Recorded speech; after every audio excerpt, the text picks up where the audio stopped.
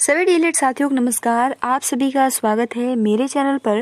और गाइज, आज की इस वीडियो में हम डिस्कस करने वाले हैं UP DElEd third semester subject समावेशी शिक्षा। इस क्लास की जो टाइमिंग होती है वो दोपहर के 3 बजे, ठीक है।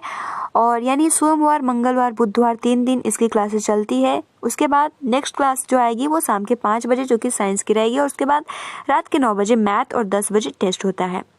सो फ्रेंड्स, आज की इस वीडियो में हम ये सेकंड पेपर है जो कि 50 नंबर का होता है, जिसमें से आपको 25 नंबर लाना अनिवार्य होता है। और ये जो आपका सेकंड पेपर होता है जिसका नाम होता है समावेशी शिक्षा, ठीक है, जिसमें आप कह सकते हो विशिष्ट आवश्यकता वाले बालकों की शिक्षा, निर्देशन एवं परामर्श, ये आपके सब्जेक्ट का नाम होता है, ठीक है। और हम लोग बहुत ही अच्छे से इसको डिस्कस करेंगे। तो चलिए स्टार्ट करते हैं।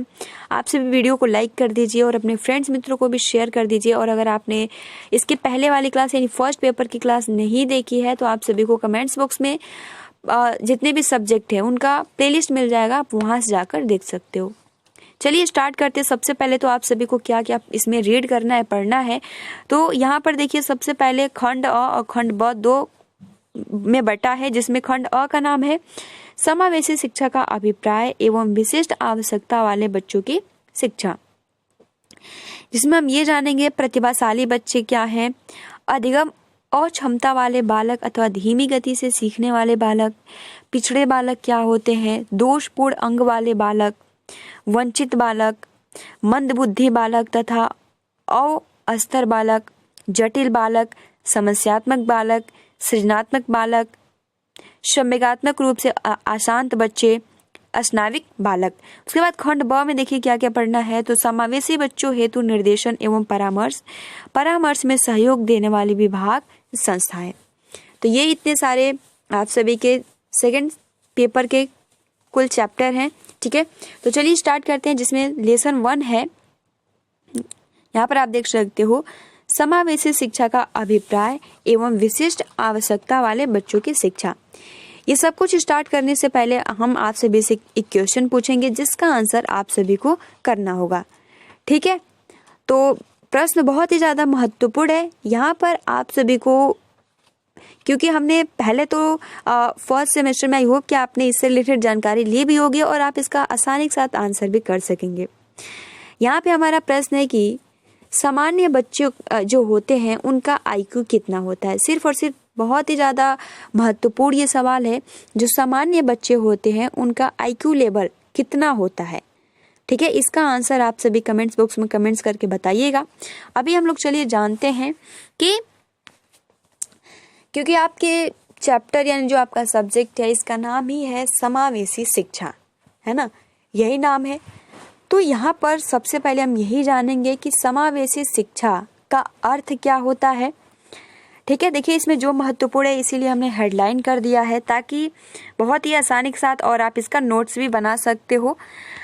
देखिए, समावेशी शिक्षा का अर्थ क्या होता है। यहाँ पर बोला जा रहा है कि समावेशी शिक्षा का अर्थ है कि सभी विद्यार्थियों को समान शिक्षा देना या प्रदान करना। देखिए, यहाँ पे जो पहला लाइन कह रहा है कि जो भी समावेशी शिक्षा होता है इसका जो अर्थ होता है कि जितने भी स्टूडेंट्स हैं, ठीक है, या जो भी स्टूडेंट्स होते हैं उनको समान रूप से और सभी को शिक्षा देना। तो ये इसका समावेशी शिक्षा का अर्थ हो जाता है, ठीक है। और दूसरा लाइन क्या कह रहा है कि इस शिक्षा में सभी बच्चों को समान रूप से शिक्षा दी जाती है, जो कि मैंने अभी बताया। तीसरा लाइन कह रहा है कि सभी बच्चों से तात्पर्य क्या होता है ना। यहाँ पर आपने देखा भी होगा कि सभी स्टूडेंट तो पढ़ने जाते हैं, लेकिन यहाँ पे नाम है समावेशी, इसका कुछ अलग नाम होगा या इसका कुछ अलग ही डिफिनीशन होगा। तो इसलिए यहाँ पे कह रहा है कि सभी बच्चों से तात्पर्य, इसका ये मतलब होता है कि उनमें कुछ बच्चे विशिष्ट हो सकते हैं, ठीक है, जैसे कि, या फिर कुछ ऐसे बच्चे होते हैं जिन्हें शारीरिक विकलांगता या फिर शारीरिक समस्याएं जैसे कि सुनाई नहीं देना, चलने में कठिनाई, मानसिक विकलांग या पढ़ने लिखने में कठिनाई महसूस करना, ठीक है, जो बच्चे जो अन्य बच्चों से पढ़ाई में पिछड़े होते हैं सभी को एक साथ लेकर यानी सबको एक साथ शिक्षा दिया जाता है, उसी को हम समावेशी शिक्षा कहते हैं, जिसमें विशिष्ट बालक, सामान्य बालक, ठीक है, यानी उच्च स्तर से निम्न स्तर तक जितने भी जिनका मानसिक उच्च स्तर है या फिर जिनका मानसिक निम्न स्तर पर है, तो उनको एक साथ शिक्षा दिया जाता है और उसी को समावेशी शिक्षा कहा जाता है। तो ये लाइन बहुत ही ज़्यादा महत्वपूर्ण है, आप इसको अच्छे से अपने कॉपी में लिख लीजिएगा, क्योंकि हो सकता है कि ये आपके एग्जाम में पूछ ले कि समावेशी शिक्षा का अर्थ क्या होता है। तो सबसे पहला लाइन रहेगा कि समावेशी शिक्षा का अर्थ सभी विद्यार्थियों को समान शिक्षा देना या प्रदान करना, यानी सभी जो भी छात्र होते हैं, छात्राएं होती है, उनको समान रूप से शिक्षा दी जाती है। सभी बच्चों से तात्पर्य जिनमें विशिष्ट बालक और ऐसे भी बालक जो कि दिव्यांग हो, शारीरिक रूप से, जैसे कि विकलांगता, ठीक है, लेकिन अब विकलांग नहीं कहा जाता है, दिव्यांग कहा जाता है, क्लियर, जैसे कि उनको सुनाई नहीं देना, उनको चलने में कठिनाई या पढ़ने में परेशानी या बोलने में परेशानी, तो उन सभी बच्चों को शिक्षा देना आवश्यक है, ठीक है, और इसी को समावेशी शिक्षा कहा जाता है। उसके बाद देखिए लाइन कह रहा है कि समावेशी शिक्षा में विशिष्ट बच्चों की छुपी हुई प्रतिभा को उभारा जाए और यह समावेशी शिक्षा का विशिष्ट उद्देश्य है। यानी देखिए, आप सभी को सबसे पहले तो हम ये बता दें कि विशिष्ट का अर्थ क्या होता है। विशिष्ट का अर्थ आपने आई होप कि इसका नाम भी सुना होगा। विशिष्ट का मतलब क्या होता है, तो यहाँ पर देखिए, ऐसे बालक जिन्हें हम कह सकते हैं कि वो शारीरिक रूप से स्वस्थ होते हैं, उनकी जो शारीरिक जो भी बनावट होती है बहुत ही 1 मिनट अच्छी होती है, ठीक है, एंड देखिए उनको विशिष्ट में जो प्रतिभाशाली बालक होते हैं उनको मानसिक बीमारियों से ग्रस्त नहीं होते हैं, ठीक है, जो प्रतिभाशाली बालक होते हैं वो तीव्र, बहुत ही तेजी से उनका शारीरिक विकास बहुत ही मतलब, और अगर हम कहें तो अगर क्लास में कुछ बताया भी जाता है तो सामान्य बालकों की अपेक्षा वो बहुत ही अच्छे से समझ लेते हैं, ठीक है। उन्हें जो विशिष्ट बालक होते हैं उनमें असफलता बहुत ही ज़्यादा कम दिखती है, ठीक है, और वो जो होते हैं उनके पास क्रोध, घृणा, ठीक है, ईर्ष्या जो होता है बहुत ही ज़्यादा कम होता है। तो ये तो हो गया विशिष्ट बालक। लेकिन फ्रेंड्स, यहाँ पर विशिष्ट वर्ग की हम बात कर रहे हैं।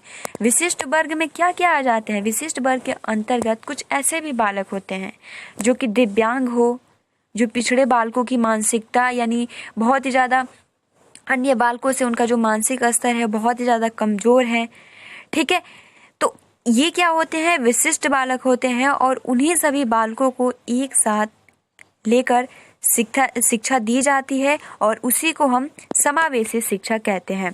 तो यहाँ पर यही लाइन कह रहा है कि यानी ऐसे बालक जो दिव्यांग श्रेणी के हैं, लेकिन हमारा उद्देश्य ये होता है कि उनके अंदर जो भी प्रतिभा छुपी हुई होती है, ठीक है, उनको उभारा जाए, ठीक है।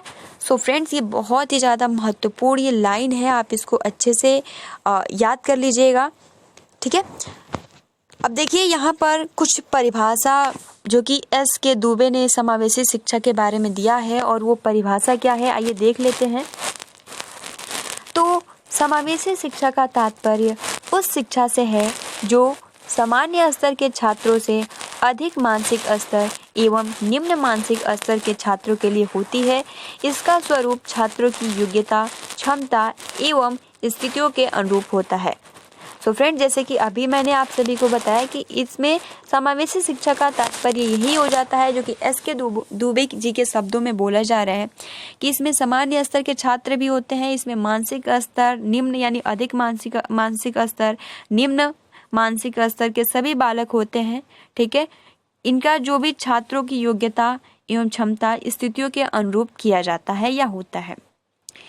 यानी हम स्पष्ट रूप से कह सकते हैं कि शैक्षिक समावेशन किसी एक श्रेणी के छात्रों के लिए नहीं होता है।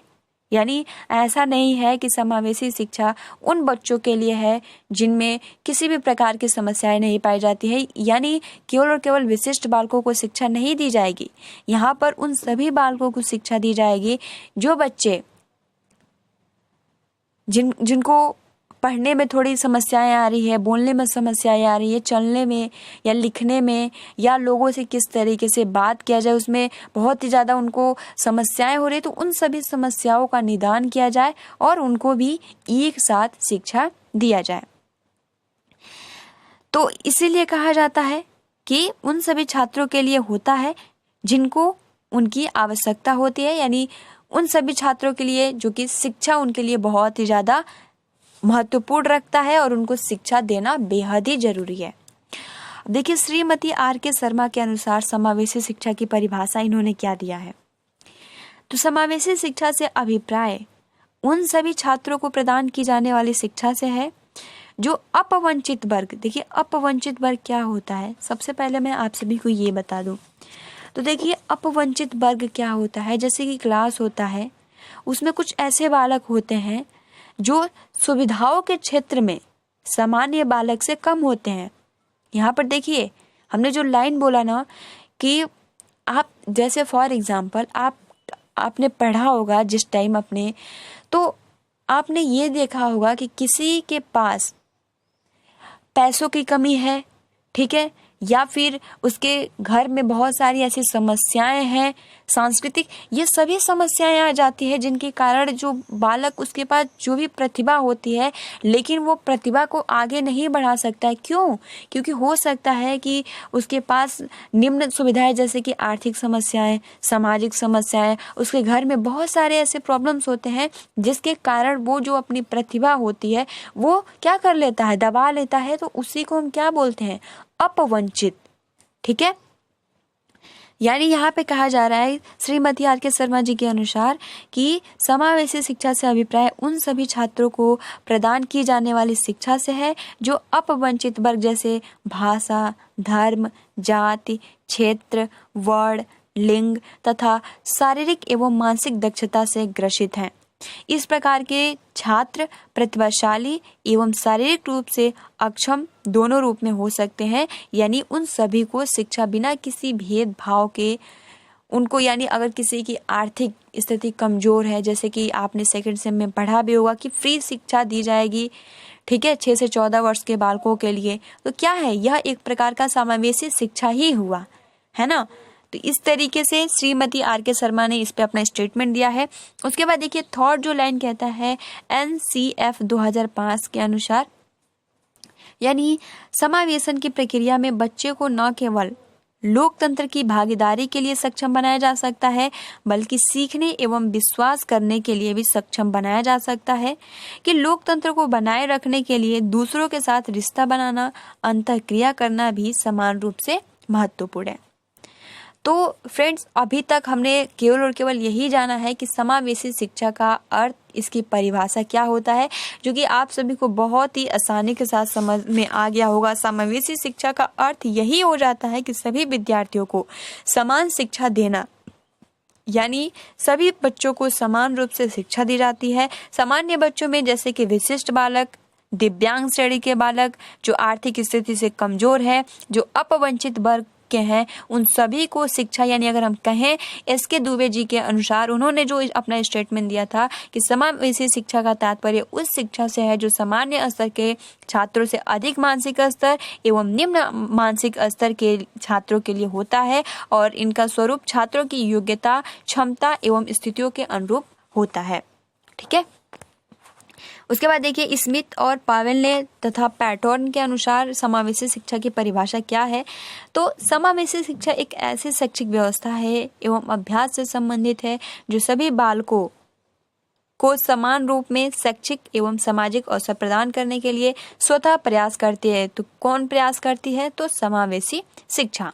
अभी तक हमने केवल और केवल समावेशी शिक्षा का अर्थ जाना, कुछ वैज्ञानिकों यानी जो भी थे उनके अनुसार हमने देखा स्टेटमेंट। अब हम जानेंगे शैक्षिक समावेशन की विशेषताएं और उद्देश्य। ठीक है, 2 टॉपिक शेष है। तो शैक्षिक समावेशन की विशेषताएं में सबसे पहले देखिए कि इसमें क्या, जैसे कि कह रहा है कि पहला लाइन कि शैक्षिक समावेशन सामान्य शिक्षा व्यवस्था से अलग होता है।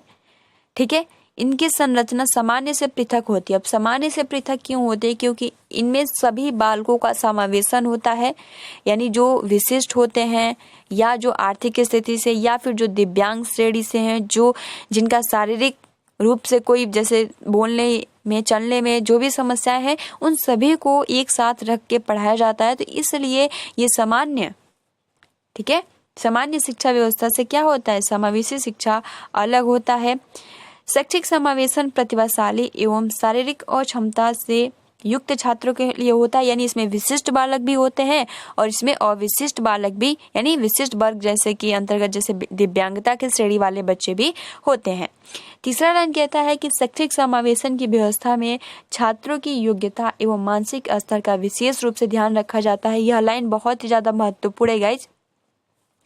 यहाँ पे ऐसा क्यों कहा जा रहा है कि शैक्षिक समावेशन की व्यवस्था में छात्रों की योग्यता एवं मानसिक असर का विशेष रूप से ध्यान रखा जाता है? सो फ्रेंड देखिए, आपने अगर एस.के. दुबे जी का डेफिनेशन पढ़ा होगा तो उसमें उन्होंने यही स्टेटमेंट दिया था कि समावेशी शिक्षा का जो डिफिनीशन हो जाता है कि इसमें सामान्य स्तर के अधिक मानसिक स्तर के बालक, निम्न मानसिक स्तर के बालक को शिक्षा दी जाती है सभी को, और उनकी जो भी छात्रों की योग्यता होती है, क्षमता होती है, स्थितियों के अनुरूप होता है। यानी एक शिक्षक अगर समावेशी यानी सबको एक साथ लेकर पढ़ा रहा है तो उसको ये भी ध्यान देना है कि उसमें विशिष्ट बालक कौन, किसको क्या कितना समझ में आ रहा है, तो उसी बेस पे या उसी आधार पर उन बच्चों को और प्रयास, यानी अगर किसी बच्चे को बहुत ही ज़्यादा कठिनाई हो रही है समझने में, तो वो उसके स्तर को जानेगा और समझेगा और उसको दूर करने का प्रयास करेगा। इसलिए शैक्षिक समावेशन की व्यवस्था में छात्रों की योग्यता एवं मानसिक स्तर का विशेष रूप से ध्यान रखा जाता है। शैक्षिक समावेशन उन छात्रों के लिए होता है जो कि एक निश्चित शैक्षिक वातावरण में सामान्य रूप से कार्य नहीं कर सकते हैं। ठीक है, हो सकता है कि किसी बच्चे के पास आर्थिक स्थिति, क्योंकि आपने देखा भी होगा ऐसी बहुत सारी समस्याएं हैं और गांव में या शहर में इस तरीके से आपने देखा होगा कि बहुत सारे छोटे छोटे बालक जो कि आर्थिक स्थिति के कारण वो अपना एडमिशन नहीं ले पाते हैं। तो इसलिए यहाँ पे यही बोला गया है कि शैक्षिक समावेशन उन छात्रों के लिए होता है जो कि निश्चित शैक्षिक वातावरण में सामान्य रूप से कार्य नहीं कर पाते हैं। उसके बाद देखिए यहाँ पे, क्योंकि जो उनका वातावरण होता है अलग होता है और स्कूल में जाते हैं तो जो वातावरण होता है उनको बहुत ज़्यादा डर लगता है और वो कुछ बोल नहीं पाते हैं, तो उसको भी दूर किया जाता है। और पांचवा लाइन कहता है कि शैक्षिक समावेशन की शिक्षा का पाठ्यक्रम एवं विधियाँ सामान्य शिक्षा के पाठ्यक्रम एवं विधियों से भिन्न होती है। तो जैसे हमने स्टार्टिंग में ही पढ़ा था कि ये सामान्य शिक्षा से जो समावेशी शिक्षा होता है वो अलग होता है। तो ये इसकी विशेषताएं हैं। अब हम जानेंगे समावेशी शिक्षा का उद्देश्य, जो कि आप बहुत ही आसानी के साथ लिख सकेंगे, बहुत ज़्यादा टफ नहीं है। जैसे कि विशिष्ट बच्चों की पहचान करना, किसी भी प्रकार की असमर्थता का पता लगाकर उनको दूर करना, सो मैंने अभी बताया, इसीलिए बच्चों पर ध्यान दिया जाता है।